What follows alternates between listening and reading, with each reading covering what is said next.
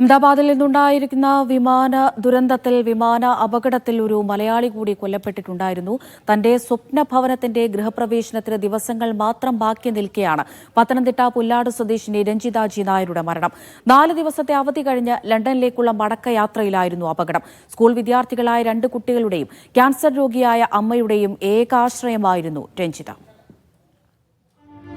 5 വർഷത്തെ പ്രവാസ ജീവിതത്തിലൂടെ സ്വരൂപിച്ച സമ്പാദ്യം മുഴുവൻ ഉപയോഗിച്ചായിരുന്നു രഞ്ജിത തന്റെ സ്വപ്ന ഭവനം നിർമ്മിച്ചത്. പക്ഷേ ആ വീട്ടിൽ ഒരു ദിവസം പോലും ജീവിക്കാൻ രഞ്ജിതയ്ക്കായില്ല. പഠനത്തിലും ജോലിയിലും ആത്മാർത്ഥതയും മികവും പുലർത്തിയിരുന്ന രഞ്ജിത പ്രവാസ ജീവിതത്തിനിടയിൽ തന്നെ PSC പഠനം നടത്തി സ്റ്റാഫ് നഴ്സായി ജോലി നേടി.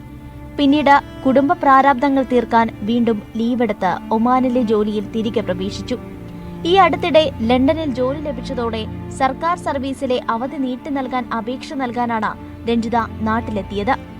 വീട് പണിയുമായി ബന്ധപ്പെട്ട കാര്യങ്ങൾ പരിചയക്കാരിൽ ചിലരെ ഏൽപ്പിച്ച ശേഷമാണ് ലണ്ടനിലേക്ക് യാത്ര തിരിച്ചത്.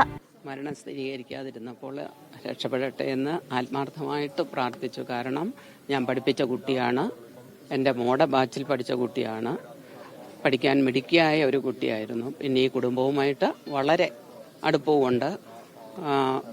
ആൺമക്കളാണെങ്കിലും എല്ലാം. അപ്പോൾ ഇത് കുടുംബം എനിക്ക് ഉൾക്കൊള്ളാൻ സാധിക്കുന്നില്ല. നാട്ടുകാർക്ക് അപ്പോൾ ആ കുടുംബം എങ്ങനെ ഉൾക്കൊള്ളും എന്ന് ഒരു പിടിയുമില്ല. 10ാം ക്ലാസ്സുകാരനായ മകൻ ഇന്ദുചൂടന്റെയും 7ാം ക്ലാസ്സുകാരിയായ മകൾ ഇതികയുടെയും പ്രിയപ്പെട്ട അമ്മ. ക്യാൻസർ രോഗിയായ മാതാവ് തുളസിയുടെ പ്രതീക്ഷ കൂടിയായിരുന്നു മകൾ. ഇനി ഓർമ്മ മാത്രം. പുതിയ വീട്ടിലെ സന്തോഷമുള്ള ജീവിതമെന്ന ആഗ്രഹം ബാക്കിയാക്കി രഞ്ജിത തിരികെ എത്താത്തൊരു മടക്കയാത്രയ്ക്ക് വിട ചൊല്ലി. മീഡിയ 1 പത്തനംതിട്ട.